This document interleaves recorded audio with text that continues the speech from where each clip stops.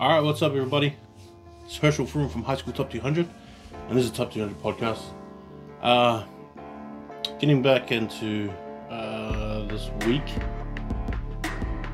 we've already had some rugby, already been a few games.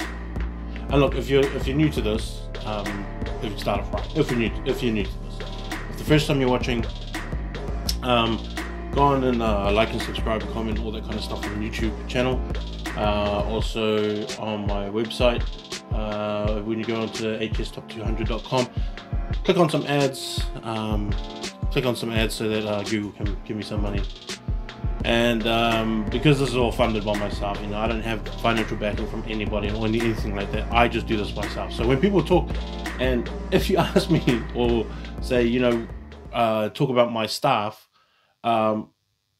everything that you see right now is the staff. That's everybody. Who you're looking at right now is the one that does the scouting, the writing, the editing, the filming, the photos. I do everything. And so I fund everything as well by myself. So, help me out.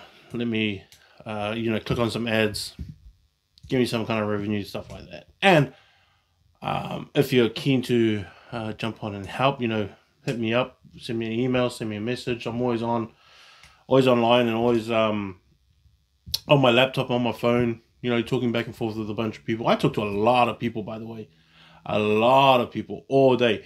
Sometimes it gets hard, and this is, if I don't message you back straight away, I'm probably writing some stuff up or figuring out the rankings, because I get messages all day, every day.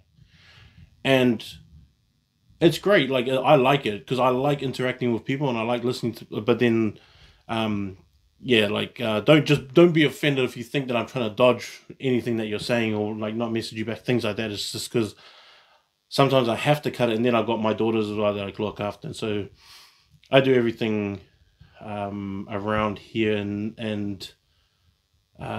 so that's why things, I guess, get real, if that's what you can call it. It just gets real. And hit me, click on all the ads, help me out, all that kind of stuff. Like and subscribe on my YouTube channel, just get it going. I'm still going to put up some old games from a few years back as well, just like footage that I have just from my phones, from games a few years ago. I think I started recording just off my phone in 2008. I think some stuff from 2007. I'm not sure, but I'll have a look. But whatever I have, I'll just put up.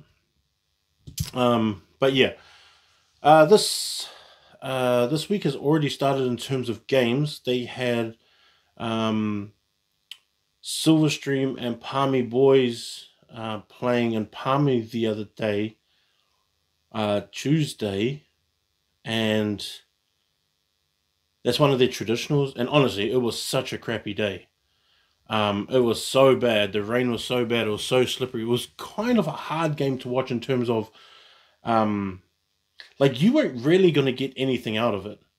Curtis Heafy is probably like the only one that really stood out to me in that game. And that's out of everybody. I'm just trying to think of somebody else that stood out. And I think actually Curtis was the only one that really stood out and had a good game. In terms of even the forwards, when you have games like that, you kind of leave it to be forward orientated, but at the same time, no one from Silverstream really stood up. No one from I shouldn't say stood up. Stood out is the difference. Stood out. No one stood out. Everyone just did their job, and that was kind of it. Curtis was about the only one that really stood out to me, and that was kind of about it. Such a bad day, bad game, and you couldn't really even get anything on it, really, to be honest. Like, even from like a ranking point of view, like there was no real the score was the only thing that divided, but there was no real key points in that game where you could like pinpoint and go, oh yeah, this is where it turned around, blah blah blah. I mean, Silverstream got some yellow cards towards the end, but you couldn't really even like.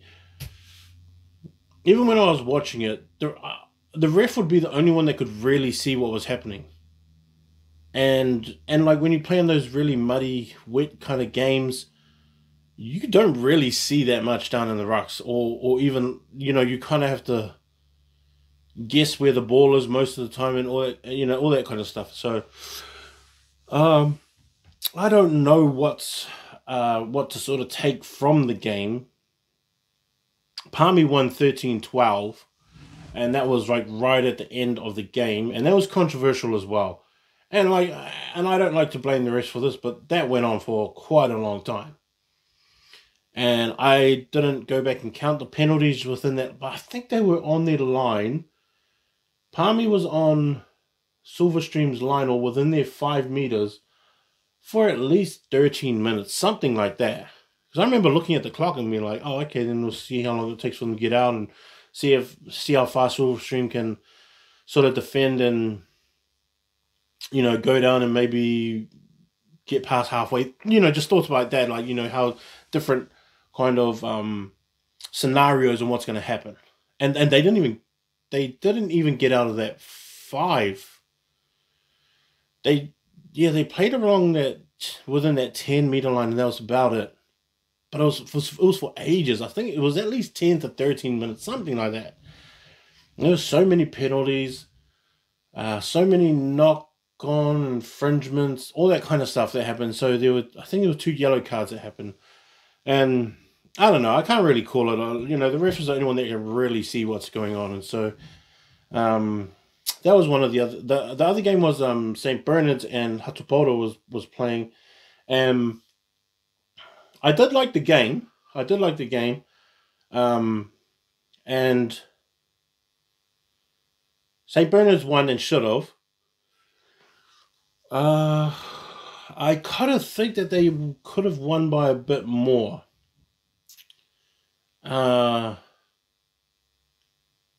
St. Bernard's were terrible on their kickoffs. Just receiving the ball, after tries, they were just...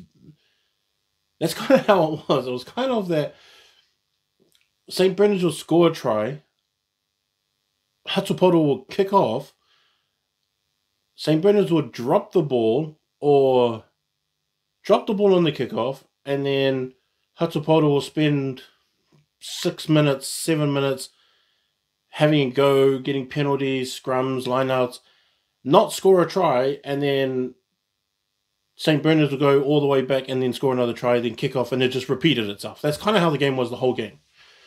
And if St. Bernard's took care of that kickoff part properly, they would have scored more tries. Because that's basically what they were doing, but they would just make a mistake, hand the ball over, and then sort of have to dig their way out of the hole that they just, they caught themselves in.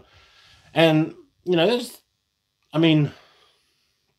I guess when you're at school, you kind of think about it in that way that, oh, it's just easy with, it's just a kickoff. Just get the ball, we'll just run it up and then start from there. Well, really, it's not that way at all, and like a lot of older coaches and older players would I guess, see the importance of that. But young kids, they don't see the importance of it. There'll be a few of them, but that's about it. Everybody else is, just catch the ball, just run it up, start from a ruck, all that kind of stuff. But it was a pretty cool game. Hatuporo had a few guys that I really liked. St. Bernard's is my second time seeing them on film, which was really cool. Like, because I like what they're doing, and if John O'Little played last week against Wairarapa, maybe they would have won, because they only just lost. And I still think St. Bernard's is coming fourth. I think they still might be coming fourth, but yeah, I think they just got a bit unlucky and maybe lost that confidence a bit. Because John O'Little's like a I can see how important he is. I can see how important he is. And I remember last year, I seen a couple of games of his, um, and he really is the reason why they play confidently. And he is the reason why they win. And you can definitely see a lot of the effect that he has on the team and to why they win and then they play the way that they do. And they probably missed that last week. I mean, Jacob Laban's there, and he's a really good player. I think he's a league star. He's a young year 13, so he could come back if he wanted to. I'm not too sure if he is, but he could also do that. And he is good and he is really effective. But I think John is the one that sparks that team. And like even when he got on Tuesday, he pretty much scored a try straight away, and he could have scored another one straight after that, but there was ruled a knock on, I think it was, and I mean, from where I was watching it, like you couldn't really see that it was a knock on, but I guess the ref was that close. So he's like, "Nah, yeah," but I mean, I could see how that would have been called a knock on as well, and yeah, I think he's just one of those guys that's that important to the team, and the energy of the team runs off him and what he does, and so rightfully so because I think he's a really good player too. Um, I'm still waiting for Te Awamutu College and Matamata played um, last night and still haven't seen. I was watching some of the live footage. I was going to go down to Porongi and watch it, but I just don't want to be. I want to. I want to just say stuff the rules and just go to these games, but I don't want to be disrespectful to the teams and all that kind of stuff and what they're asking us as a country to do. So I try and stay off as long as I can. I mean, Hamilton boys are playing over here against Gisborne boys tomorrow, and I really want to go to that. Of course, I want to go to that. I actually want to go to Taupo and watch the CNI semi-finals and all four teams down there. Yeah, I really want to watch that.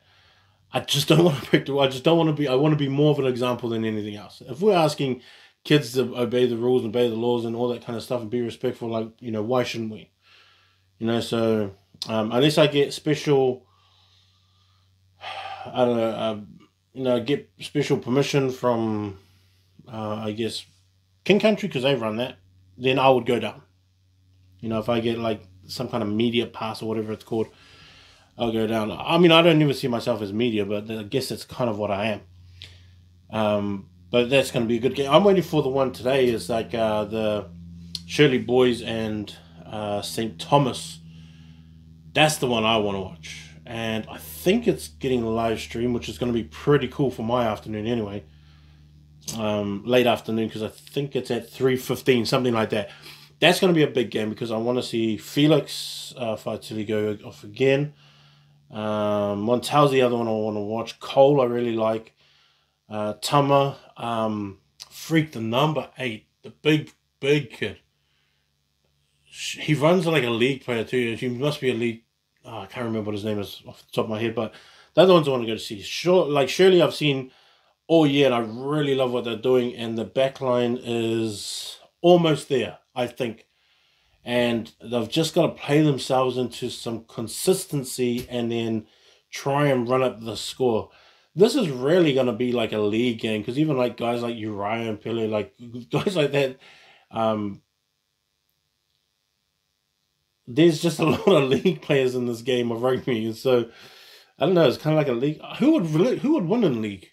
St. Thomas probably, right? But Shirley's got a whole bunch of league players too, so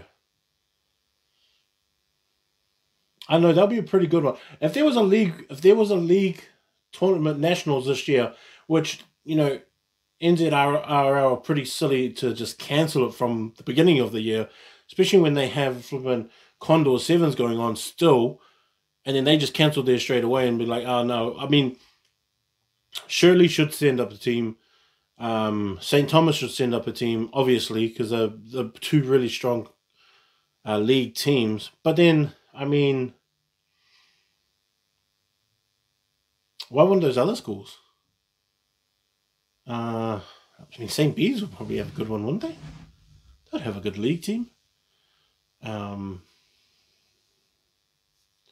Surely all those guys will have good league teams, like even just to try it out. You know, just to get more teams around the country participating in league. I don't see why schools wouldn't try and put something together. Because, I mean, definitely the South Island teams would have good runs. Kings High School might have a pretty good one. Otago Boys might have a good run at it too. Yeah. I don't know about Nelson or Marlborough. I'm trying to think of like really good ball runners that are like 8s, 6s, and 7s. Because really, like when you transition from rugby to league, if you're a big boy prop, for the most part, because you're not mobile and agile like their props are, you wouldn't make the team. Like our big boy props wouldn't make those teams unless you got a big running game. Like guys like Tony Tuffer from Kelson Boys, even Jaden from Shirley, like he's another one. Jaden Hogan, he's like another one as well. That's a big boy prop that can run. Tom is the same, big boy props that can run. But I mean, I was thinking about like just different teams that would be that way. I mean, I wish that they would have a better league nationals and was just really just Auckland based. You know, it was pretty much more than I mean, but obviously a lot of these boys schools wouldn't do it. Like Hamilton Boys would never do it. Auckland Grammar would never do these. King's College have a bunch of league players, but I don't think that they would put a league team in. I don't know if Hastings would have a good league. Oh, maybe they would. Like, I think I would base it around a lot of loose forwards. If you have a really good loose forward pack, and you know you've got some good locks out there who are really good runners and well that could pass. I mean, like if you got Nelson or Sofa Solomona, who's 6'7", 6'8", Clemmer, guys like that who are good runners as well. I mean, there's definitely some locks that can do the same thing, and then sort of transition into that, I guess. But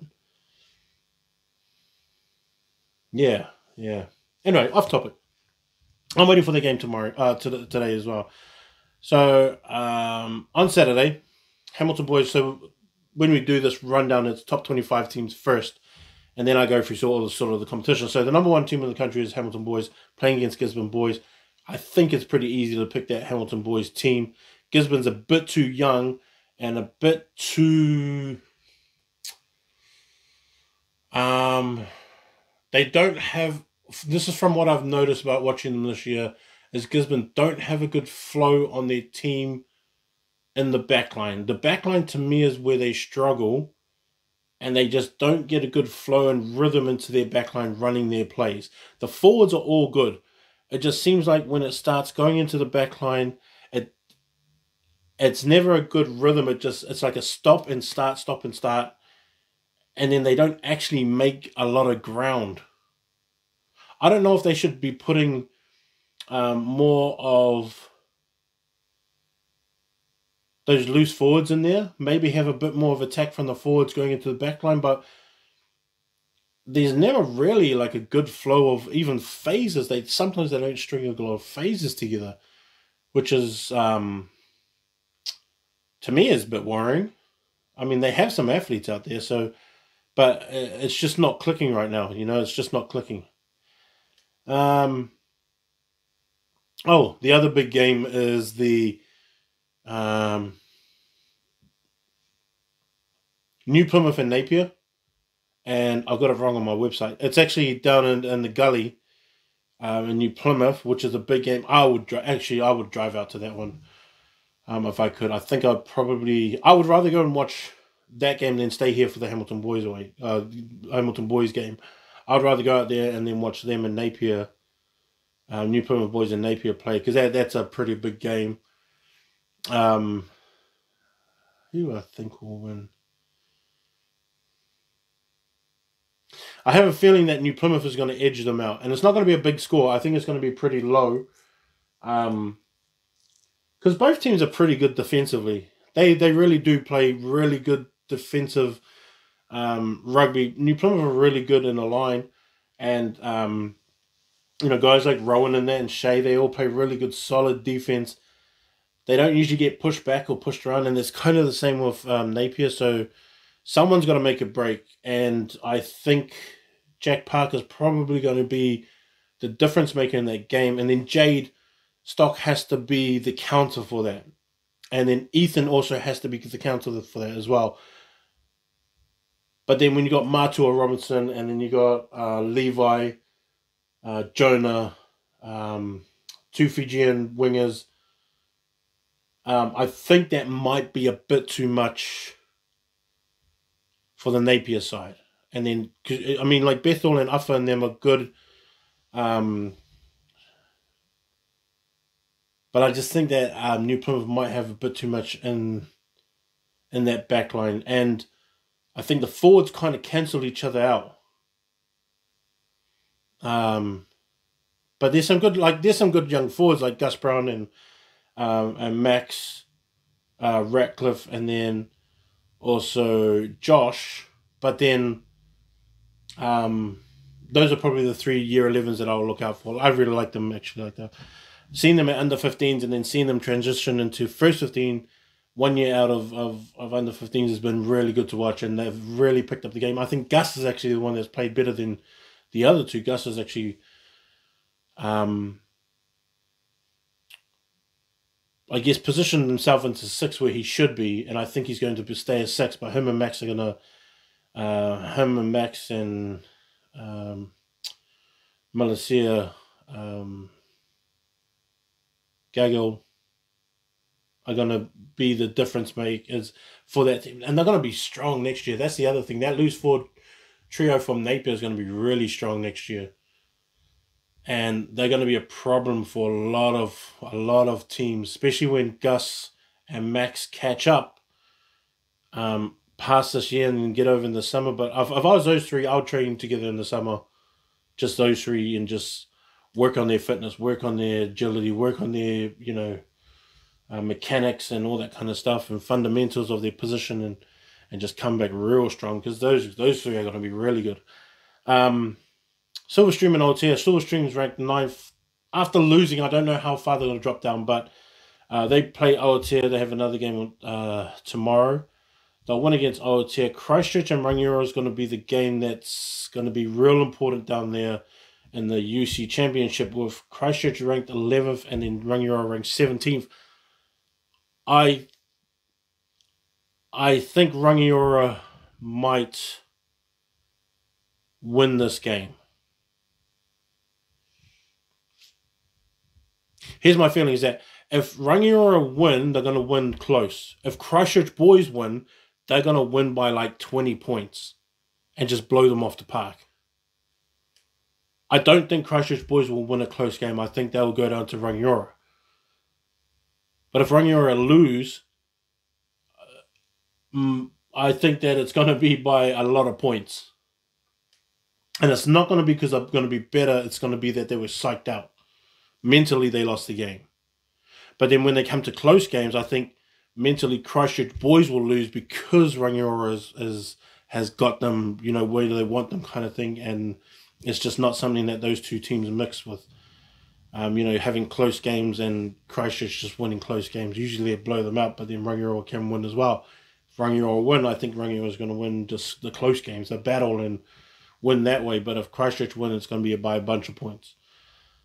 Scots College and Wellington, I'm going for Scots College in that. Wellington's picked up their game actually quite a bit, and so hopefully they have a good show out in the first. I think they just have to have a really good first half, and then just come out in the second half really, really strong, and just hold on for as much as they can with that wave. And really, to me, they have to shut down Dom, Sione, and Orion are the ones that I would shut down.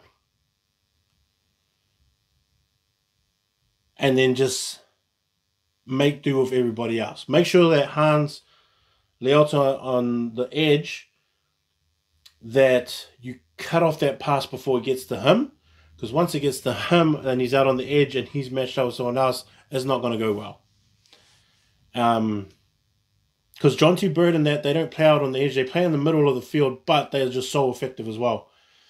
Tackle in bunches. Wrap up that ball. Don't let any offloads come through. You just move out that defense real fast. Don't let, don't let Sione meet the ball. Make them pass it back to him and make him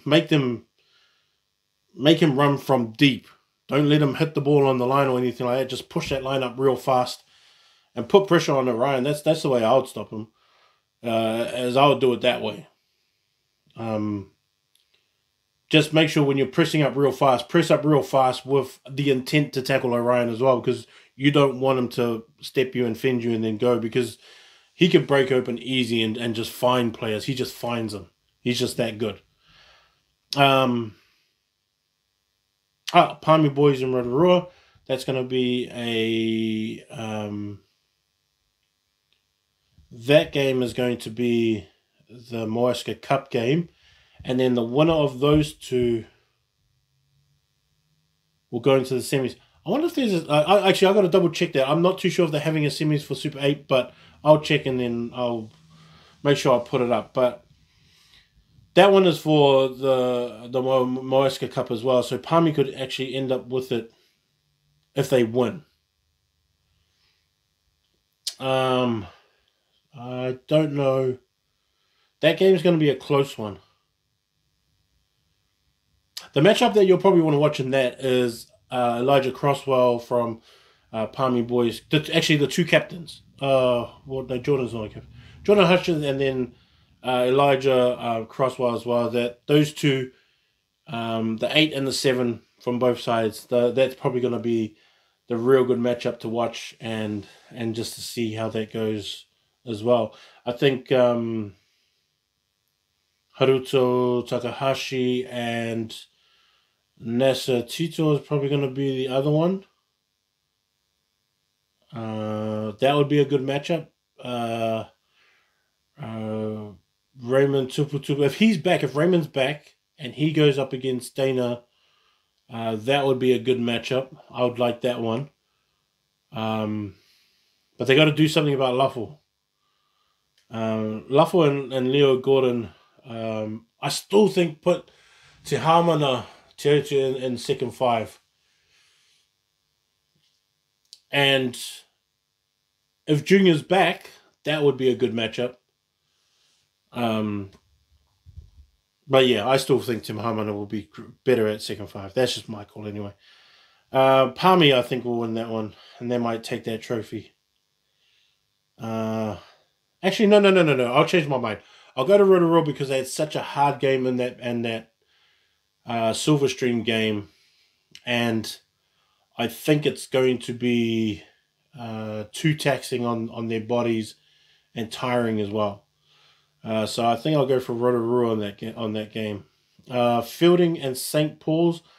Fielding coming off a loss, St. Paul's coming off a really good win, and St. Paul's is getting back to what they were coming off last year and then how good they were as well, because that was probably the problem, was that they just don't have a really full team at the moment. I think I'll go St. Paul's on that one for that semi-final. St. Andrews and Christ College at Christ College. I'm going to go with Christ College. This is like 3 weeks in a row, and I just don't want to go against them. I don't, but then it's just repeating last year. I don't know how long Joel Parry's out for, but they need everybody. But after St. Andrews lost 2 weeks in a row, had a bad game on their win 3 weeks before, I have a feeling they're going to lose this one. And Christ is playing really good, actually. I really like the way they played against Nelson, and even last week against Lincoln combined. They had a really good game too. I'm going for St. Pat's Town against St. Brendan's, which is actually a really big game. The Hastings and Tauranga one's going to be really, really close. I actually don't know. I think that might be a loss. I think that's going to be a loss for Hastings boys. I think Tauranga is going to win that game. But yeah, that's going to be one to think about a lot.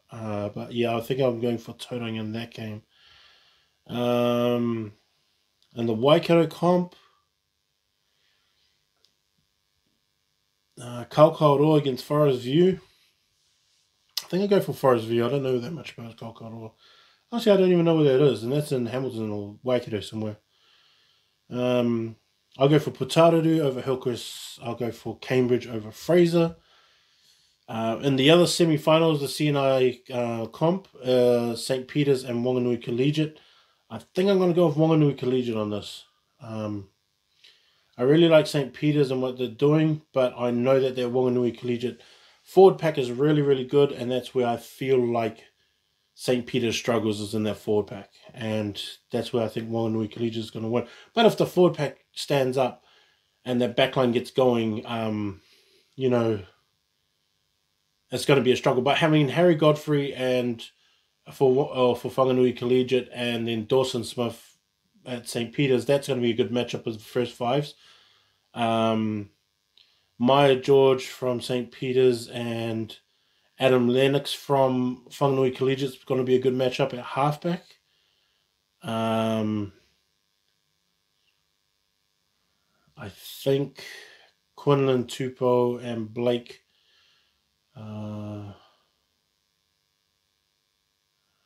Mariki are going to be too strong for the midfield. I mean, the Fijian guys are like, there'll be Sean. Is it O'Reilly? O'Leary? I can't remember. We've got to have a look at the rosters. But him and then the Fijian kid, I can't remember his name right now. But that's going to be a good matchup. But I think Tupou and Blake are a bit too strong. But that always just depends on the forward pack if that happens. If the forward pack can stand up well, then it's going to be all right, you know, for St. Peter's. But if Whanganui Collegiate get too much into them and they just can't hold off, then it's not going to be a very good day for St. Peter's. St. Peter's School, Cambridge. The Wellington comp, Tawa and Wairarapa. I think Wairarapa is going to win that one. And then Rongotai Mana. Mana College, I'll go for Rongotai on that one. What is it? Paraparaumu versus St. Pat's Town, second 15. I'll go for just Paraparaumu. Upper Hutt High School is going to win theirs over Wellington College, second 15.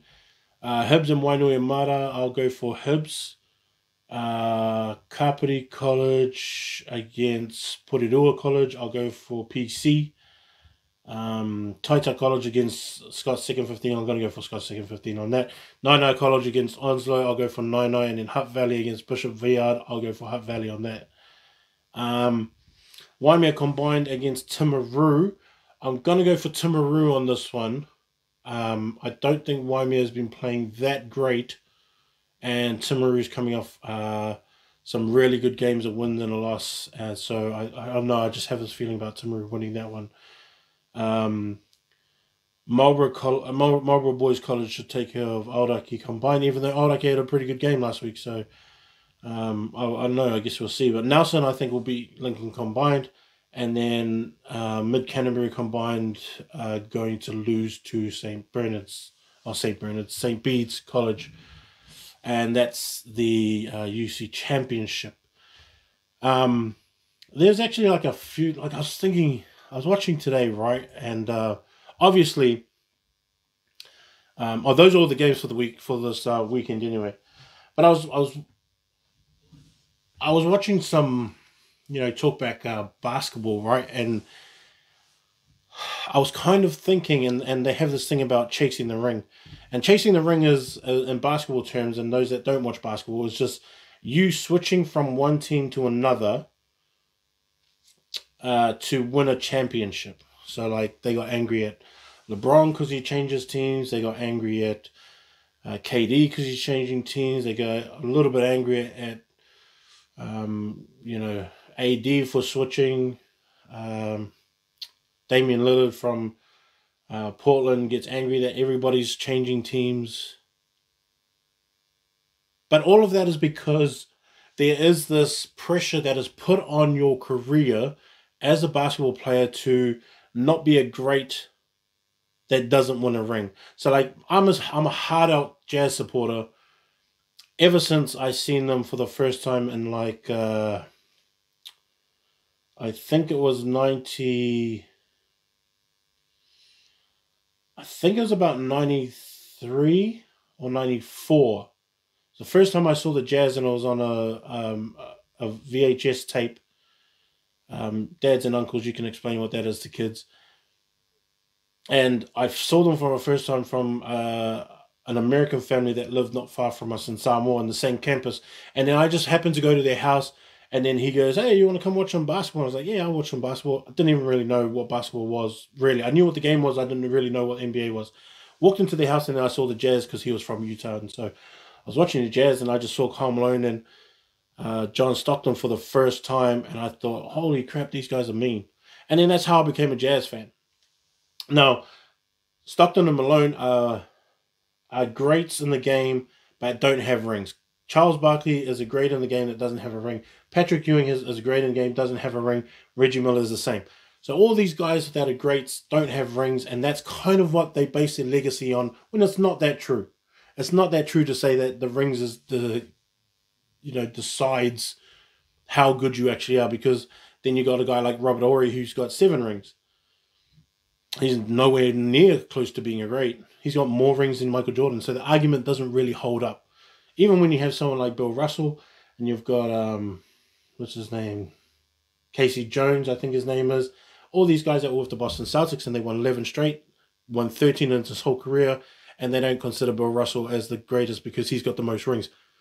Real failed argument. To me, that's how stupid this legacy thing of rings deciding how good you are as the GOAT, because they say that Michael Jordan won all those games and then didn't, went to the final 6 times, didn't lose one. I was like, yeah, but he won 13. Why isn't he the best? Something I don't understand. To their logic, I don't understand that logic. Anyways, I was kind of looking at rugby as sort of the same thing. And is there a chance that we chase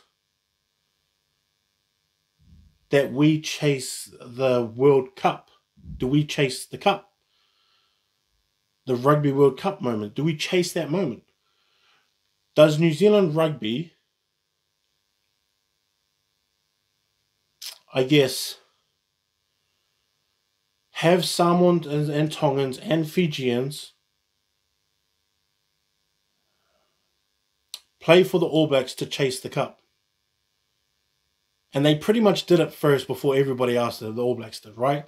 Having all these bunch of Polynesians, because then that takes them out of consideration for their own countries by doing that same thing. If they play for New Zealand, they can't really play for anyone else.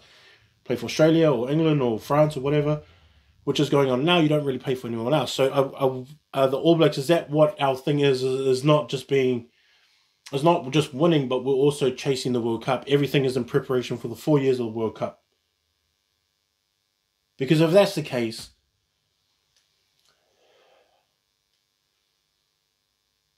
then does that make the players... Is that on the players? Because for basketball, that's on the players.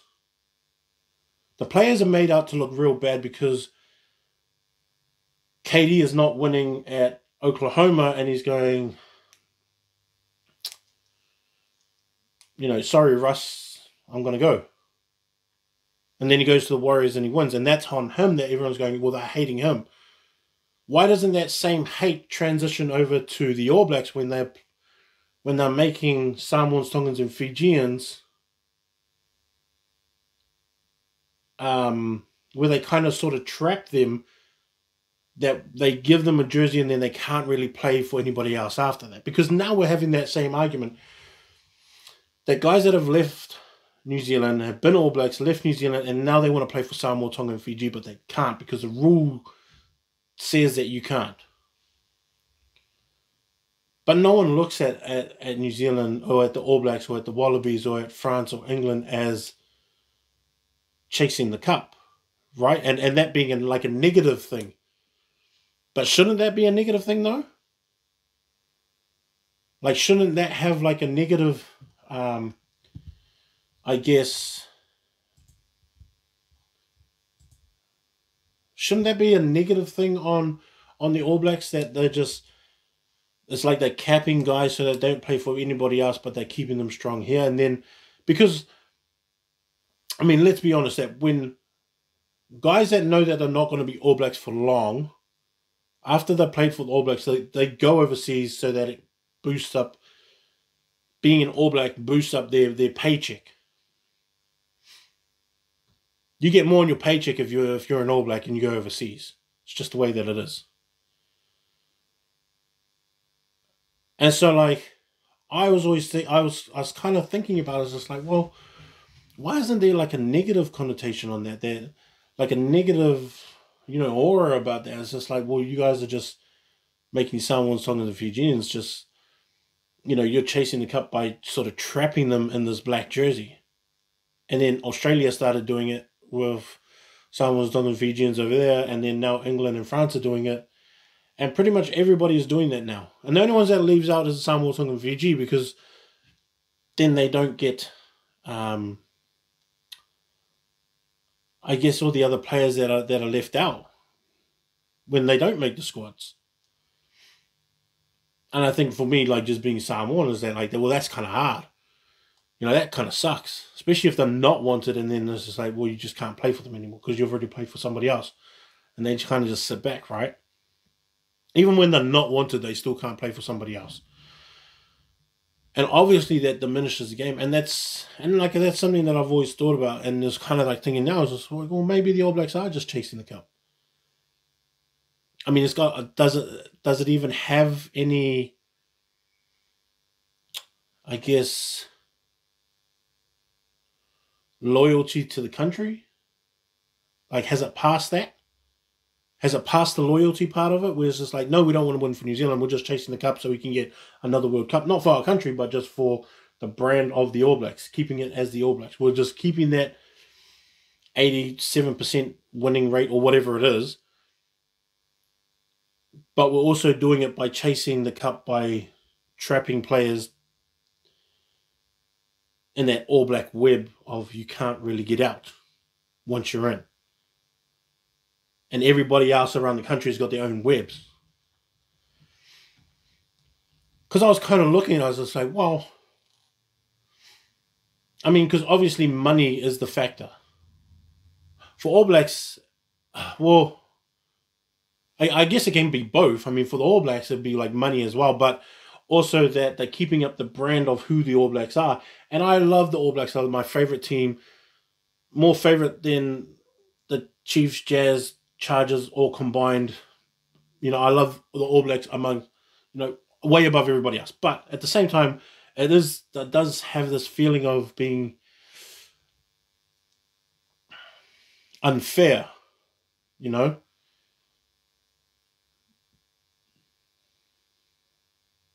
And I know they like to think about it as rugby as a global game, but not really. Not yet. Not a fair shot. There's only like 4 or 5 teams that can really win it. They can really win it. Maybe 3 sometimes. Depending. And so to me, I just have this feeling that, well, they're not really trying to build the game. They're just wanting the winning ones to win. And I mean, like, because it's always going to be money, and like Lima Sopoaga spoke about it too, where he was saying, on that Pacific Brothers, is that with Oscar Kitely, is that he was going, yeah, of course you'd want like 25,000 a game or whatever number he threw out. He goes, I would want that too if I was going to play for the England rugby team. Now, of course, Manu Tuilangi took that, or Billy. Mulipolo took that money, and like all those Islanders that are starting to play for them now as well. I mean, Ricky Flutie was there too. He used to play for England as well, and like why wouldn't you, right? But then that's still not a true indication of where everyone's loyalty lies. That's just the good business decision, is it not? That's just more of a business decision. It's not a loyalty to your country. And I always kind of thought about this too. It's like, well, if everyone got $5,000 a game, regardless of what country or team that you played for, everyone got $5,000 a game, and you could choose to where you want to go, how many of the All Blacks would actually, well, how many of the players that are in the All Blacks now would actually stay with the All Blacks? If your pay packet was the same. Because the way that I think about it is just like, well, I've been a whole bunch of those Samoans and Tongans and Fijians probably wouldn't play for the All Blacks. If you have a Māori team, I don't even think the Māori team will play for the All Blacks. I think the Māori team would just play for the Māoris if there was like a New Zealand Māori team on the side as well.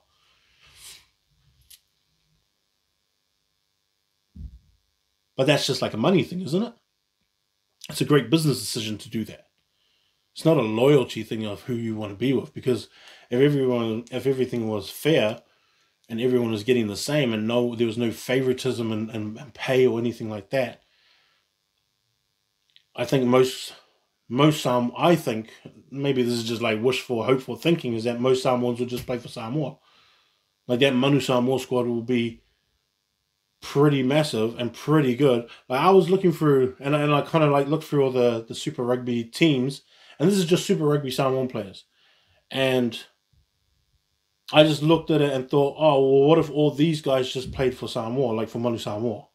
And you have Angus, and these are the names that I got down, right? And I love doing teams. I love just looking at teams and thinking of different scenarios and matchups and all that kind of stuff. So if you have Angus Tauvau, really, and then you had Asofa Moore, Nipolo Lala, Gerard Kauli Toyoti, Patrick Tuipulotu, Dalton Papali'i, Ari Severe, Akito Ioane, who could be, I guess, play for like the Māoris with him, with his mum being Māori and his dad being Samoan. Akito Ioane, Ere Inari, Josh Ioane, Solomon Alaimalo, Anton Leonard-Brown, Rico Ioane, Caleb Clark. And then I looked at like, well, still got like guys like Mark Talea, and then Etienne Nanai. You still got Jackson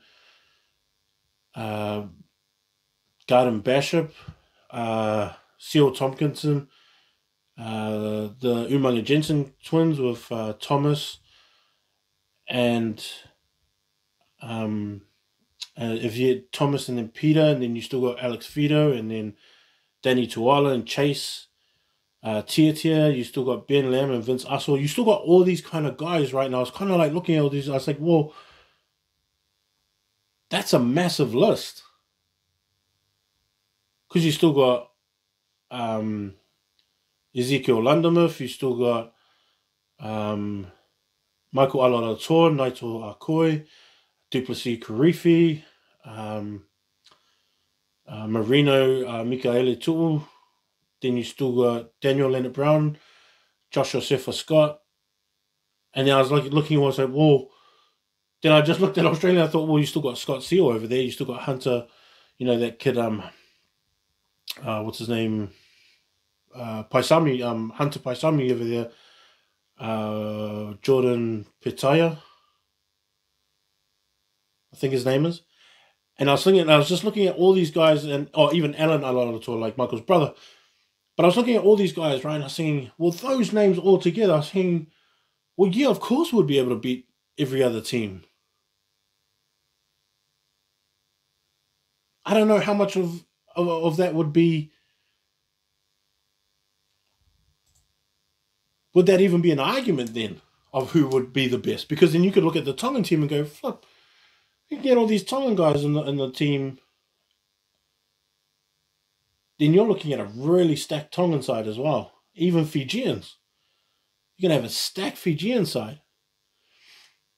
And obviously that's just an if and a scenario and just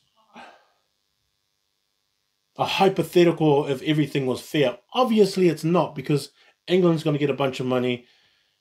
All Blacks are going to get a bunch of money, and they're all going to be way more funded and taken care of than the Samoan, Tongans, and Fijians players who pay their own way to get to where they want to go, and then they don't actually know if that money's coming back. When they say, oh, no, we'll reimburse you, it's like, yeah, that means that they're not giving you any money back. That's like your parents, your Islander parents going, "Oh, just give me the $5. I'll give it to you later." Yeah, it's not coming back, buddy. And it's sad, but then that's them chasing the cup. But it's not seen as a negative, like a basketball player changing teams to win a ring, so he doesn't end up having to defend himself that he didn't win a ring when he retired. Chris Paul's going to have to do that. Dwayne Wade's lucky he won rings. Melo's going to have to do that. Carmelo's one of my favorite players of all time. Lucky Jason Kidd, who's my favorite player of all time, won a ring. Because then he would have to start talking about justifying his, Gary Payton didn't win a ring. Oh, wait, no, he did when he joined the Heat with Shaq and them. But there's a lot of guys that have to justify their legacy as a basketball player, but they gotta have to say I got no ring. But then people look at it and say, well, if you don't have a ring, then you're kind of nothing. It was like, no, really. But is that the same thing with rugby players? If you end your career and you don't have a World Cup under you,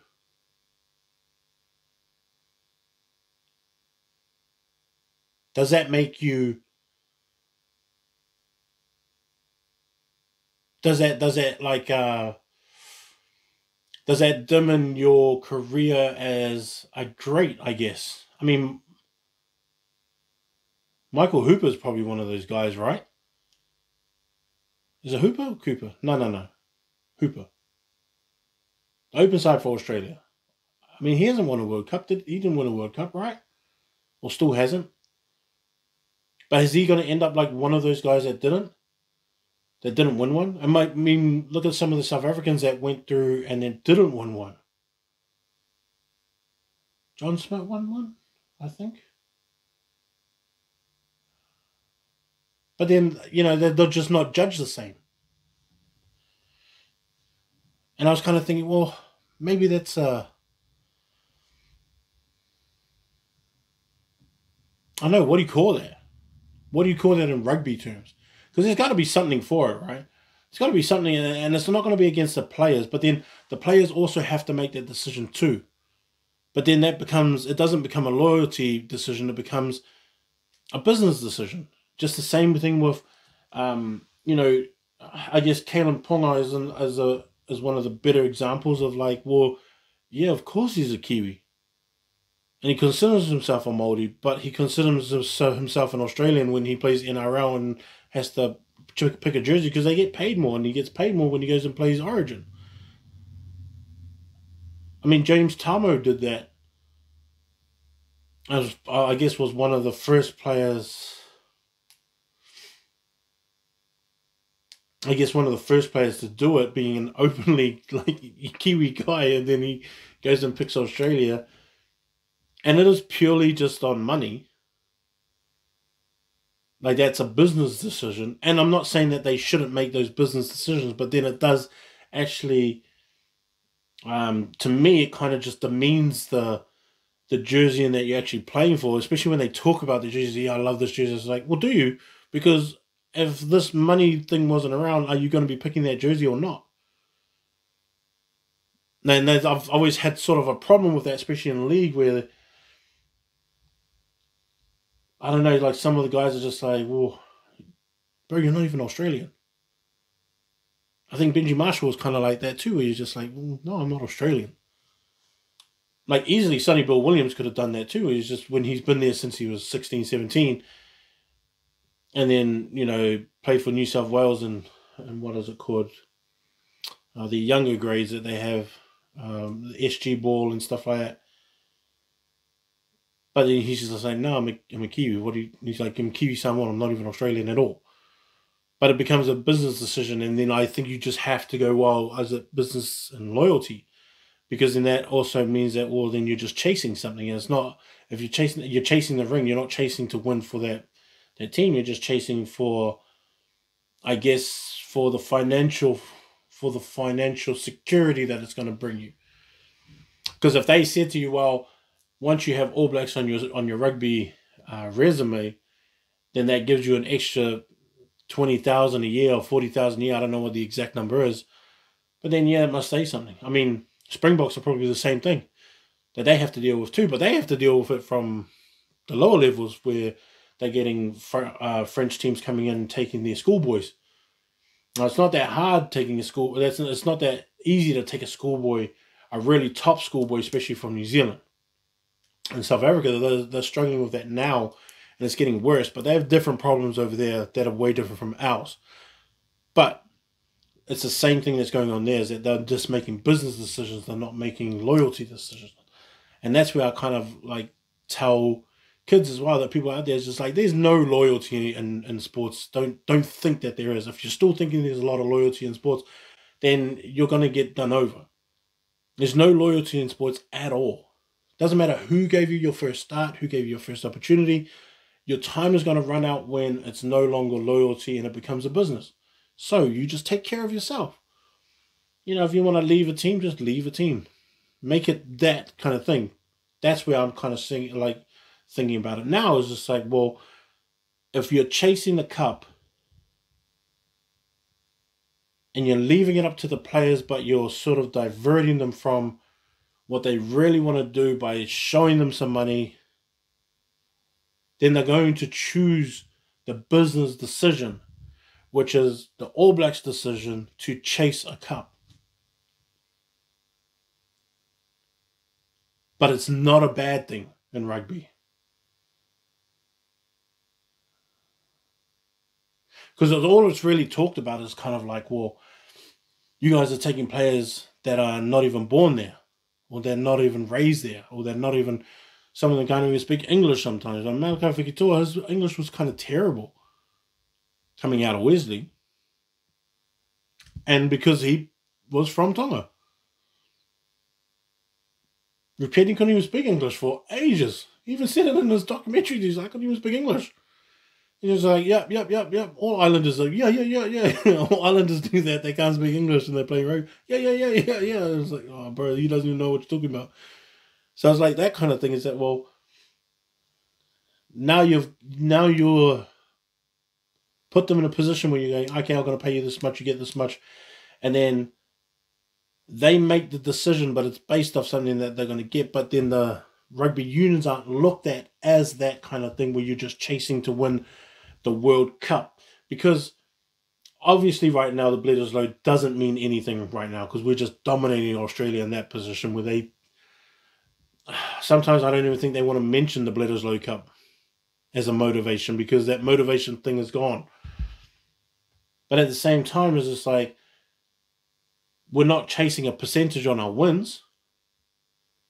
We're chasing the success and the strength of the brand of the All Blacks by winning championships. And our championships is a cup. And so to me, we are chasing cups. But it's not looked at as a negative thing.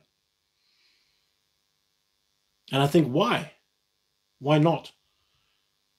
Especially when you're taking players away from the teams that they probably would want to play for rather than play for the All Blacks, I kind of see that as different then.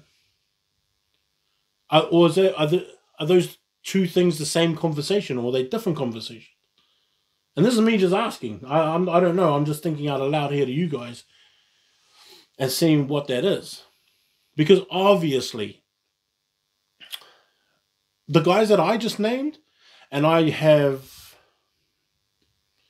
how many players? I only have 33 players. Oh, no, I'll take those out. 32 players that are just here in New Zealand playing Super Rugby, not Mitre 10, just Super Rugby. But I didn't count the Australians. I didn't count the All Blacks and the New Zealanders and the Samoans and Tongans that have left. I didn't even count all the Samoans and Tongans that, and I didn't even count all the Samoans that come out of. I mean, my mate Brian's over in France playing for Toulon or Toulouse, one of those two. And he just had himself a little bubbers, but he's been over there. That 6'8" monster he is, Brian. But he'll be another guy too that is just like, yeah, well, why wouldn't he? I mean, my mate Hamir is over in Italy and made under 20s New Zealand's 2 years in a row. I think captain both years or captain the last year, and he's over in Italy, he would have probably been put in that same situation as well. I'm not speaking like for him. I'm just saying that in terms of a decision, it was just like, well, how would you choose that? Because I know he's a proud Tongan as well. So is Brian. Brian's a proud Samoan guy, but then he has to choose. I think it comes down to the monetary thing. I know Brian was brought up Samoan. And so, like, you kind of think about all these other guys as well. It's just like, well, in the heart of hearts, what do they really relate to? What is their identity? Is the identity that of the Samoan lives in New Zealand? Or is his identity is that he's a Kiwi? Which is all of us. Māoris probably have the same kind of argument. It's just like, no, I'm a Māori that lives here in Aotearoa. Or I'm a Tongan raised in New Zealand. Not I'm a Kiwi. I'm Samoan, but I'm Kiwi as well. I mean, I always consider myself Samoan. Even though I was born and raised here, I only spent 4 years in Samoa. But I still consider myself Samoan in New Zealand. That's how I explain it. And even if the question is posed to me of like who you would play for, even I have like said, I don't know. All Blacks have always been my love. But I'm still proud to be Samoan. But if money was the same, I was just like, well, then that takes it away.